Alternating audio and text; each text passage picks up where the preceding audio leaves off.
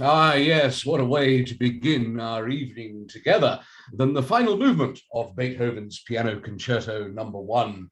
That was Greg Dorey with the baton, the Inner Temple Symphony Orchestra, and Guy Featherstone-Hoare, the solo pianist. Revealing talents that I never knew that he had.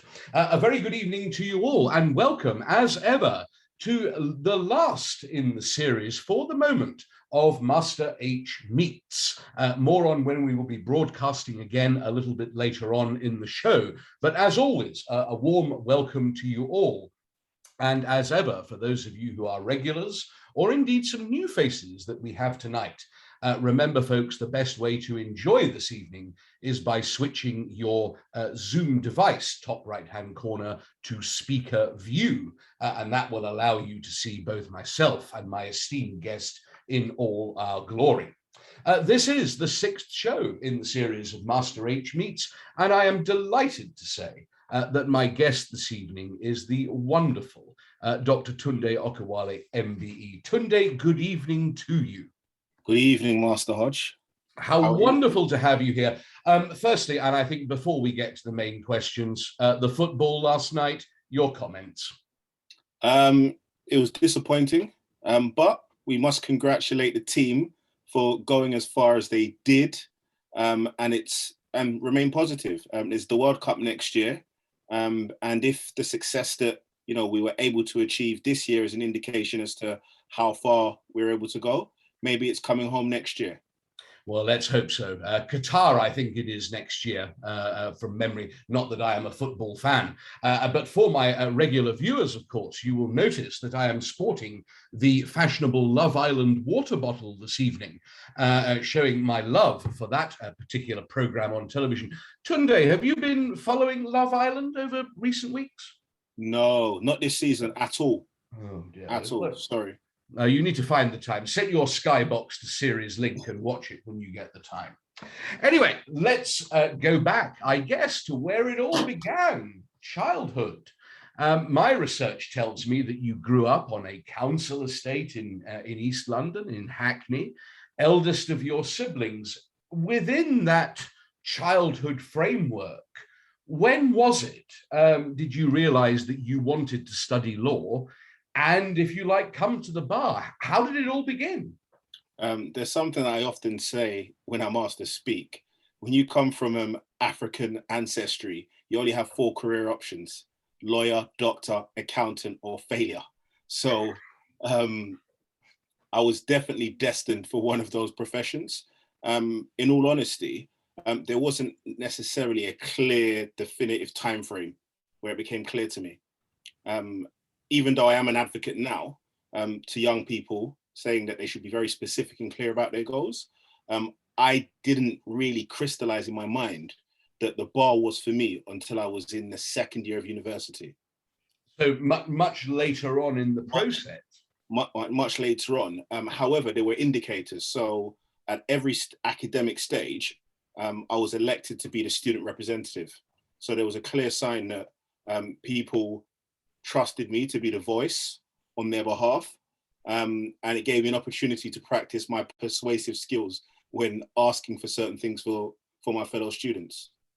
And was that even at school level, regardless of sixth form or university, but right back at the beginning? Every single level. So even at bar school. Yeah. Yeah. Now, in 2010, you founded the most wonderful organization, and I want to spend a bit of time exploring it because many people watching tonight may not know about it, and it's something that you've involved me in recent years, and we'll come to the various things it does. But Urban Lawyers, what was well, firstly, what is Urban Lawyers? And secondly, what was the motivation for you to set up Urban Lawyers back in 2010? The Urban Lawyers essentially provides inspiration and education. It's a charity that makes the law more accessible. So for those that want to pursue a career in law, we provide soft skills training, mentorship, work experience, and in the past, scholarships. Yeah. For those that are unsure about their civic responsibilities or what their rights are, we provide legal workshops, and that takes the form of outreach. So we go to schools and prisons and deliver educational workshops. In recent years, we've focused on the retention and progression of talent within the legal profession. So it's kind of, expanded its remit, but ultimately, the upshot of the organization is to make the law more accessible. I see. And was there any particular event or happening or occurrence, perhaps personally to you, that provided the inspiration for setting up the charity and starting that sort of work? Or was it simply a case of, I've got to this stage in my career, now I want to give something back, and this is the vehicle by which I think I can deliver that? Very good question. In fact, it happened in a very bizarre way. So once I was going through the process, I decided to give back whilst I was on the journey myself. So there wasn't a period of time of, me reaching a certain stage where I wanted to give back. The charity has grown organically with my career.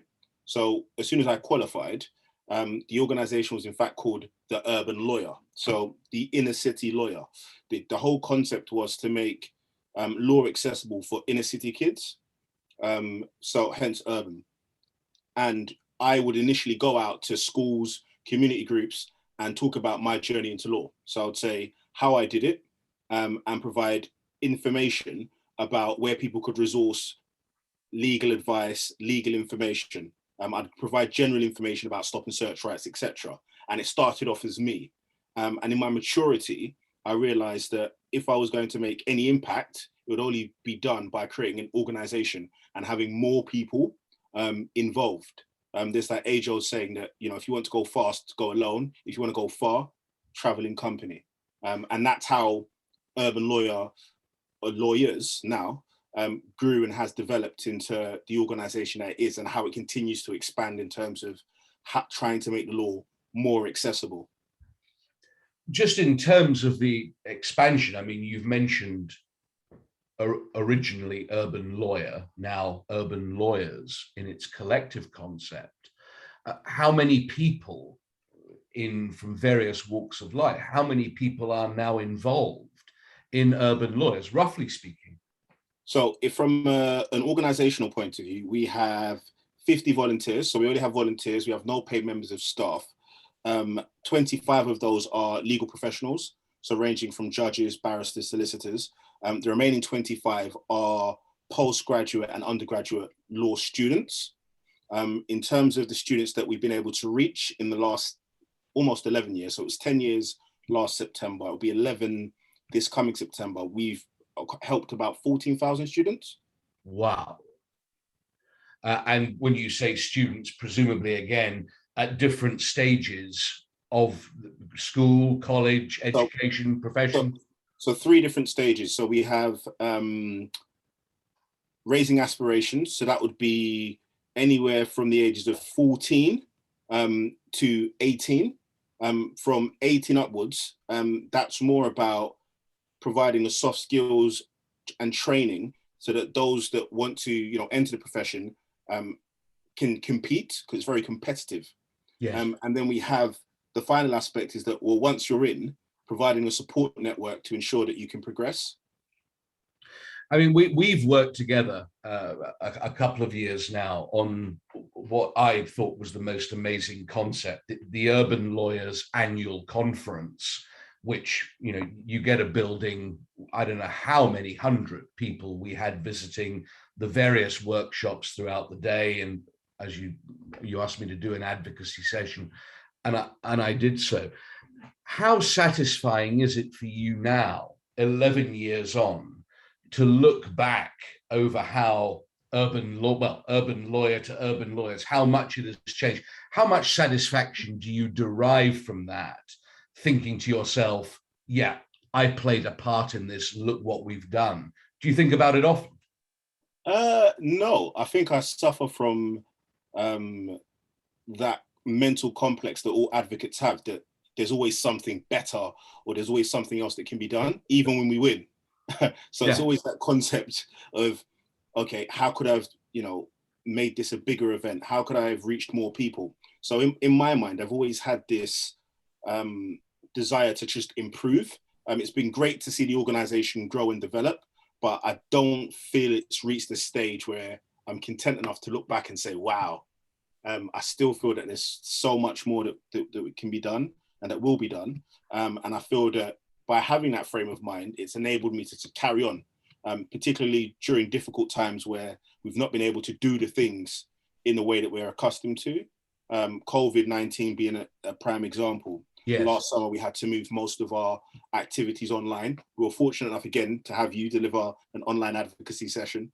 But yeah, that's pretty much my frame of mind when looking at urban lawyers and work generally. Well, I hope you don't mind me saying this, but I think you're being far too modest, because I remember going to that first Urban Lawyers Annual Conference that you asked me to speak at, and every second word out of my mouth was wow, because the entire thing that you had organized for all these hundreds of students, whether at school level or university level, I mean, it's a serious institution to have created. What about the future? Where do you see it going now? It's achieved so much. Is there anything it hasn't yet done that you would like to see it achieve over the next, say, 5 years? There are lots of things. So at this moment in time, we're operating almost nationally. So we've got hubs in Sheffield, Birmingham, Manchester, and Bristol. Ideally, it would be good to have a real national presence, and then consider going international. So international would be the goal and the objective, because different jurisdictions have different legal issues, but ultimately access to law is a global issue. The way it manifests itself is different, but it is a global issue where people need to access law, whether it's, access to education, whether it's access to law, how it's manifested. And the aim is to make the organization international. Any plans sort of in the sort of early stages of that? I mean, are we looking at America? Are we looking at some big nations? Or are we going to start closer to home, maybe in Europe? Or are there no real plans? It would be America. So had it not been for COVID-19, the likelihood is that I would have been sharing good news with you now, talking about a particular project. But unfortunately, that's been put on hold. Yeah. But it will be America, and it will be a specific project focused. It won't necessarily be on education, because the schooling system is very different in America. So yes, that's going to take a long time for us to work out a package or a program that can integrate with the system they have over there. But certainly in terms of accessing legal information and legal rights, there are so many opportunities there. Fantastic. Now, let's move on from urban lawyers. You obviously practice at one of the leading sets of chambers in the country, Doughty Street Chambers. Many of your colleagues I have been against in various cases. And you mainly practice in crime. Is there any area in particular within crime that fascinates you, or in which you specialize? Mainly, I guess, for some of our younger listeners or viewers that may be here tonight, what's your passion within crime? So I'll answer it in terms of what it is I do. So although crime is my specialization, in recent years, I've started to do work around anti-money laundering, white collar crime, so things that are crime adjuncts, although they won't necessarily relate to a defendant, they may relate to an organization. I see. Or particular groups. In terms of the part of criminal law that I'm most passionate about, there isn't necessarily a topic, it's more an aspect of it. So it would be the advocacy. It's the art of storytelling, the art of being persuasive. And it's something that even outside of court is so common in our everyday lives. We're always storytelling, and we're always at some point trying to be persuasive. So for me, that is the most passionate part, the part that I'm most passionate about, particularly as I have an opportunity to develop and get better. Yeah. So it's something that I can, refine, practice, and get better at. So for me, that's my favorite part of the job, just the trial advocacy, and the ability to be persuasive, and storytell. And again, perhaps for some of the students who may be watching this, I mean, clearly, if one goes into crime and into criminal law, you can expect that the majority of your work will be court-based rather than, if I can call it this, chambers-based, sitting behind a computer, doing an advice. What advice would you give to people at the student stage who are thinking about coming to the criminal bar? Because we read horror stories in the newspapers, we know that it's very difficult to carve a career at the junior end of the criminal bar. What advice can you give to people as to how to go about doing it? The one thing I'd say to the younger viewers, the advice that you're going to receive about the criminal bar, you have to be very cautious about it. Now, the advice is always well-intentioned, particularly when they're telling you to, avoid it and do something else. But what you have to remember is that the criminal bar and a career at the criminal bar can be likened to climbing a mountaintop. Those practitioners who are more seasoned and have experience, their viewpoint is very different. They've gone through the difficult terrains and they're looking down and they're sharing the experiences that they've had. Whereas you're the young, enthusiastic person looking at the bottom and thinking about, oh my gosh, this is going to be such an amazing thing for me to conquer and, achieve. The one thing I'd say is, listen to everything. Don't be discouraged, but use the advice you're given to devise a plan or a way to deal with the inevitable difficulties. It is getting much harder. I was fortunate because I came to the bar at a time where there were 8 pupilages available in a year. That's unheard of now from any particular set. Secondly, there is always going to be the issue of money. The one thing I would say to you is that if money is your motivation for coming to the criminal bar, don't do it. Because there are other disciplines and areas which you could consider doing. The criminal bar is very difficult at the beginning. However, if you persevere and work really hard, you can make a decent living, but that shouldn't be your motivation for doing the job. The advice I'd give you is to research the industry, learn about changes that are occurring, learn about practice areas that you can combine with a criminal practice at the bar, such as extradition, because certainly as things progress in the future, diversifying your practice or having the ability to do so will enable you to survive the difficult early years. It's interesting you mentioned those early years. A few years ago, and it was in the media, there were a series of, I'll call them strikes, where there was the threat of industrial action by many members of the criminal bar because of the withdrawal of legal aid funding and all that sort of thing. And although I haven't practiced crime since my very junior days, I was a keen supporter of anything I could do as a civil practitioner to assist my criminal practitioner colleagues. I felt it was my duty. And I remember speaking to Nigel Lithman, who I think was the then chair of the Criminal Bar Association, about it. And interestingly enough, he and I have just become friends on Facebook on Sunday, but that's another story for another time. It's a controversial question, but I think I can ask it. Do you think it's right that barristers should be able to strike? If you don't feel you're able to answer it, please don't. But I just throw it out there. I think that the decision to strike is a personal one. I feel that it isn't something that there is a collective answer to, because ultimately we're a team of rivals. We're individual practitioners who, although we're attached to a chambers, although we're attached to a profession, first and foremost, ultimately, our own individual livelihood is our priority. Yes. Yes. And certainly that is a very personal decision. There are some barristers that are more altruistic than others and think, well, no, I need to think about the ability of those that are coming behind me and also, my peers. And there are others who have a very different outlook, much more narrow, and think about, their own ability. So I think that there are no wrong and right answers to the question. that it's a matter of choice.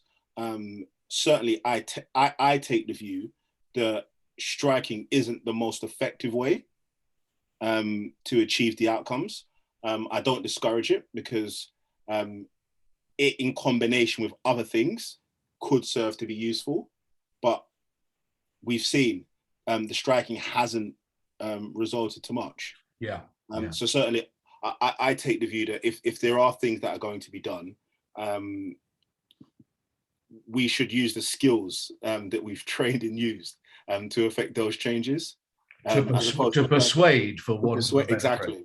So certainly that would be the view that I would take. But I have nothing against those that wish to strike or take the view that is the way to go forward.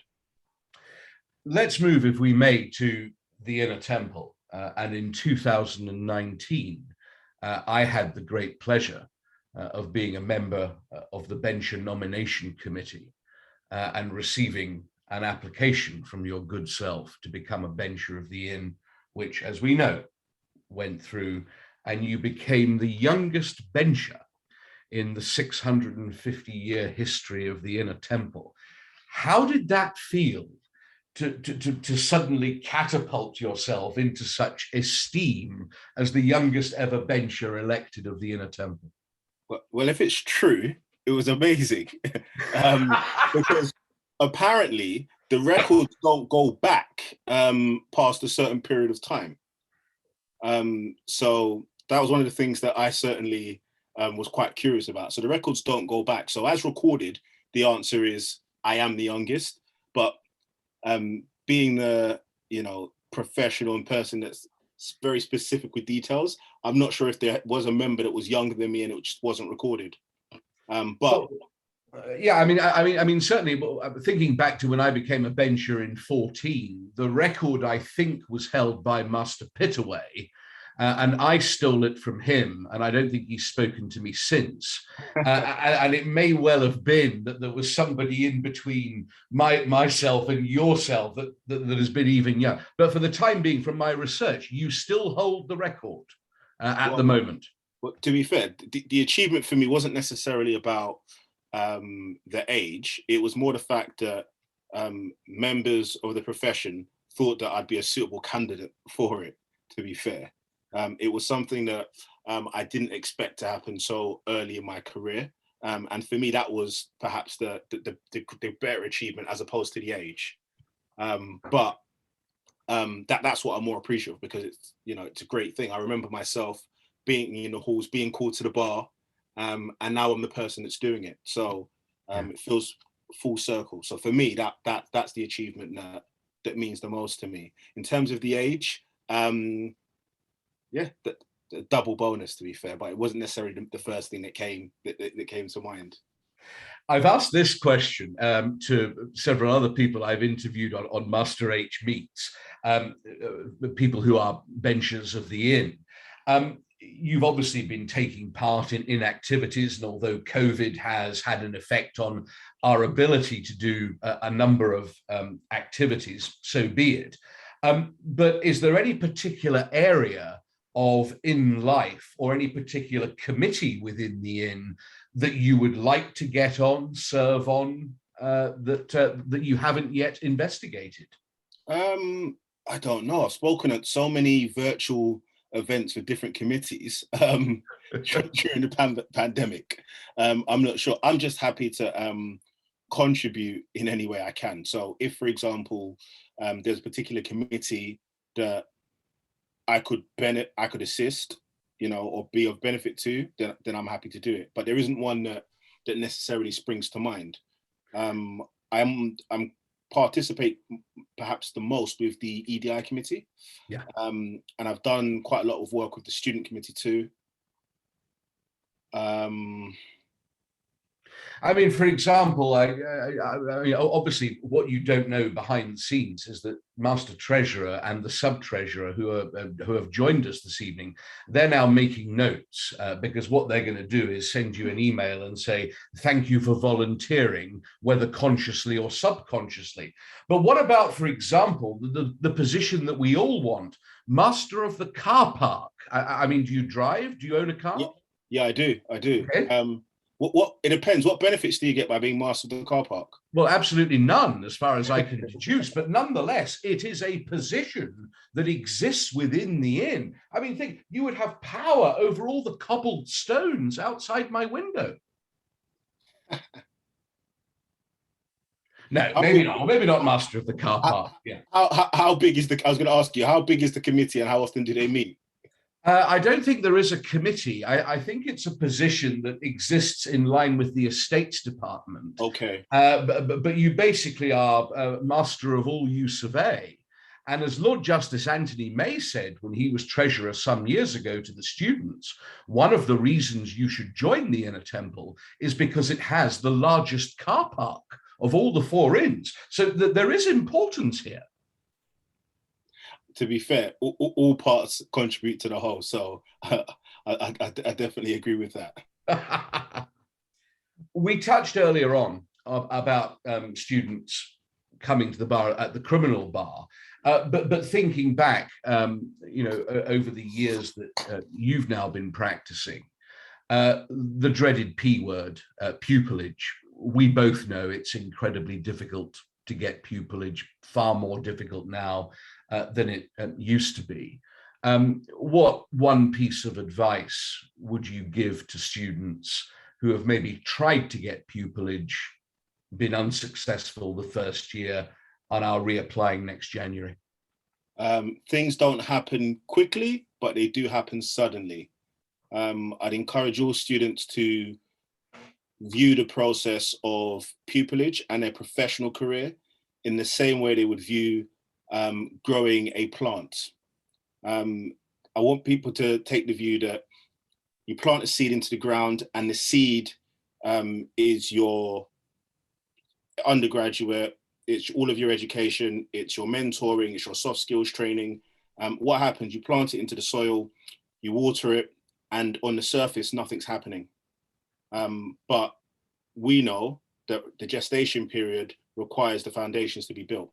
Yes. So all of the setbacks and the knockbacks you get are all part of the gestation period, and you building solid foundations. So if you don't get the first year, get more work experience, do more things to build your CV and strengthen your application. That's the seed, laying stronger foundations. And what will happen is when you least expect it, the germination process will take place. Hence why I said things happen suddenly, not quickly. That's a lovely way of putting it.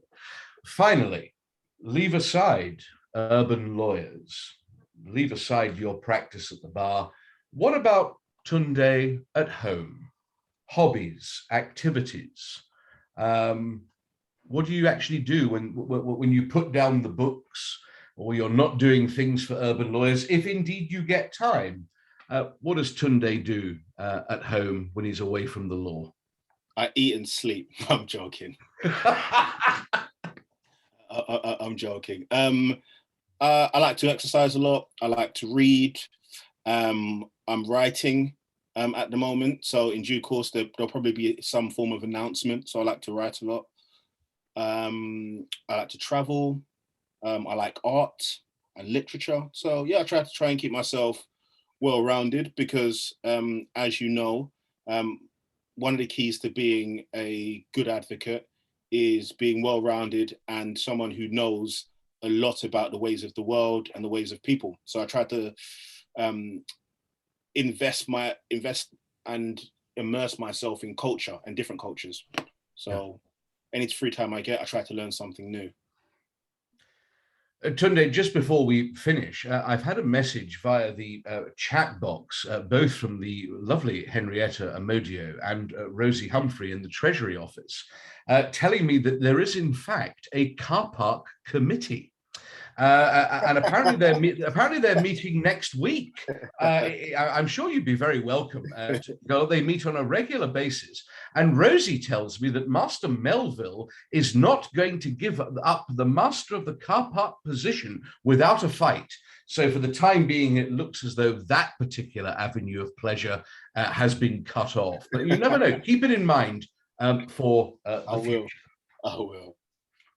Tunde, thank you so much. Time is against us, and we must draw things to a close there if we may.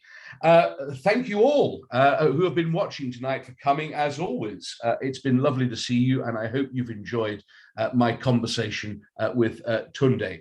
The next Master H meets, well, we don't know, because we've come to the end of the current cycle. We're going to take a break for the summer months, but I hope that we will be able to be broadcasting again as of October. Keep your eye on the emails, keep your eye on the website for details of our next broadcasts. As ever, this has been a Revels production for the Honourable Society of the Inner Temple. Executive producer Henrietta Amodio, produced by Kate Peters and Paul Clark. My name is Alastair Hodge, aka Master H, and this is me, Master H, as always, saying thank you very much and good night. Good night.